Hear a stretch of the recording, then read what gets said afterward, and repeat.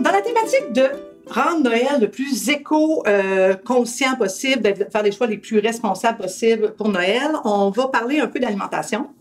Donc, première des choses, on aime, quand on reçoit des gens, souvent, on va offrir à boire et on voit beaucoup de gens qui offrent des bouteilles d'eau en plastique.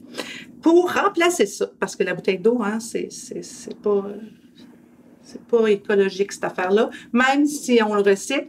Puis, faut savoir aussi qu'il y a des particules de plastique qui se ramassent dans l'eau, puis que ça, vous les absorbez, puis ça reste dans votre corps.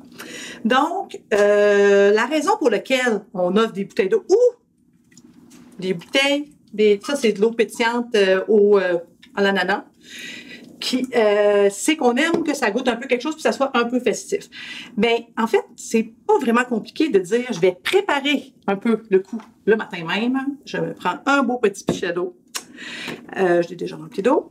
Et là, j'ai lavé mon citron. Fait que là, je vais faire des petites rondelles de citron pour faire joli dedans et pour aromatiser mon eau.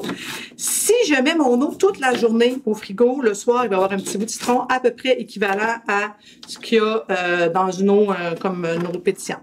C'est pas grave s'il y a des noyaux. On est capable de ne pas les boire. Pour ceux qui diraient qu'ils utilisent des bouteilles d'eau parce que ça sent le chlore, ça goûte le chlore, comme à peu près à Saint-Anne-des-Monts, c'est assez vrai que l'eau sent le chlore. Le chlore, c'est quelque chose qui s'évapore. Donc, si on prévoit le coup, mais on met notre eau quelques heures au préalable dans le frigo, ça ne sentira plus le chlore. Donc, il n'y a plus de raison valable. Et voilà. Et là, tu mets du citron, mais ça pourrait être n'importe quel autre fruit. On sait que c'est à la mode, les petits sachets pour donner du goût à son eau, là, des super chimiques, à toutes sortes de fruits. On peut mettre des framboises, on peut mettre des bleuets dans notre eau, donner un petit goût. De la menthe, du cocombe. On peut faire infuser notre eau comme ça et ça rend notre eau meilleure et on n'a pas besoin d'acheter tous ces petits qui vont faire des petits déchets puis qu'en fait, on ne sait même pas trop à quoi c'est.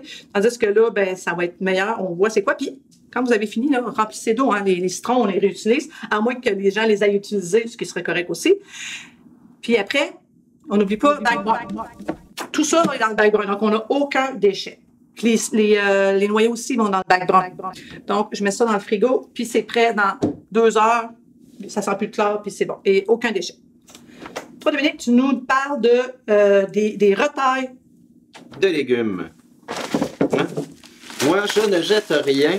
Alors, chaque fois que je fais de la nourriture, je garde mes épluchures d'oignons, mes bouts de céleri, les épluchures de carottes, les bouts de poivrons qui sont utilisés là, avec la queue, même tout avec ça. les pépins. Même avec les pépins, puis tout, sauf si c'est des piments forts.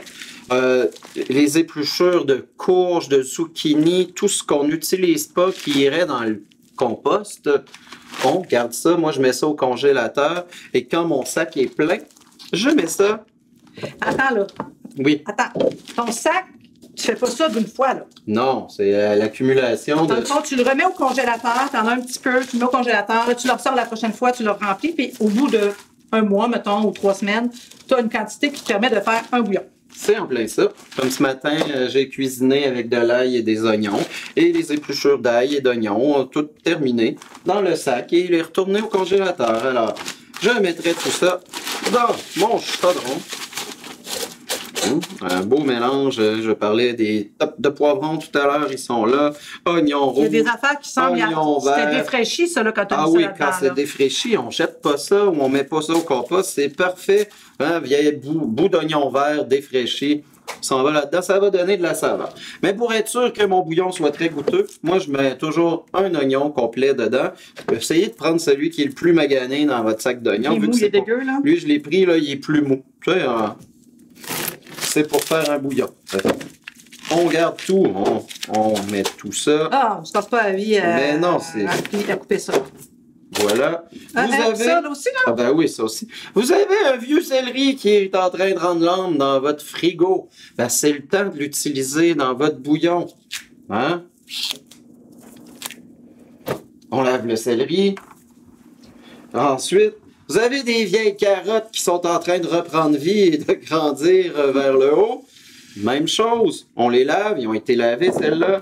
On coupe grossièrement et on met ça dans le bouillon. Et là, tu mettrais les feuilles aussi si tu en avais. Ben oui. Ah, souvent, chose que pas tout le monde sait, les fans de carottes, de radis, de betteraves, c'est comestible. Mais si vous trouvez ça pas à votre goût, au lieu de pas les cuisiner, parce que c'est très bon en potage, en salade, en plein de choses, mais si vous les faites juste, c'est pas votre tasse de thé, gardez-les aussi dans votre sac au congélateur et ça donne du goût au bouillon. Là, j'en ai pas, mais normalement, il finirait dans mon sac aussi si j'en avais utilisé. Ça, je peux-tu les mettre? Ben oui. Faites attention, par exemple, des fois, il peut y avoir des élastiques, mettez-les pas.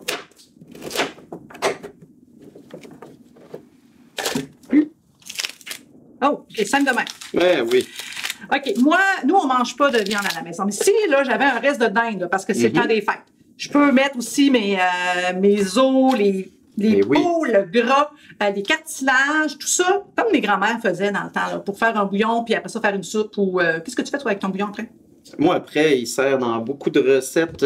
Souvent, à la mijoteuse, il faut du bouillon. Dans mes recettes de chili ou autres, ou de dalle, ou de curry, lorsque c'est mijoté longtemps. Mais quand j'ai terminé mon bouillon, là, quand mon bol est plein, j'ai environ 2 à 4 litres de bouillon selon la quantité de pleurs et de légumes que j'avais conservés. Ça, c'est 900, donc c'est 1 litre à peu près de bouillon. Ça coûte à peu près, souvent c'est 2 à 3 $. Et c'est, même si celui-là, il est vraiment moins de sel, c'est plein de sel. Donc, celui-là, il est vraiment meilleur pour votre santé parce que vous pouvez mettre ou pas du sel l'assaisonner quand vous en avez besoin. Oui. Parce qu'en fait, là, quand vous lisez les ingrédients là, de ça, c'est... sont où les ingrédients, en fait? C'est drôle, hein? Non. Ah, OK, ici.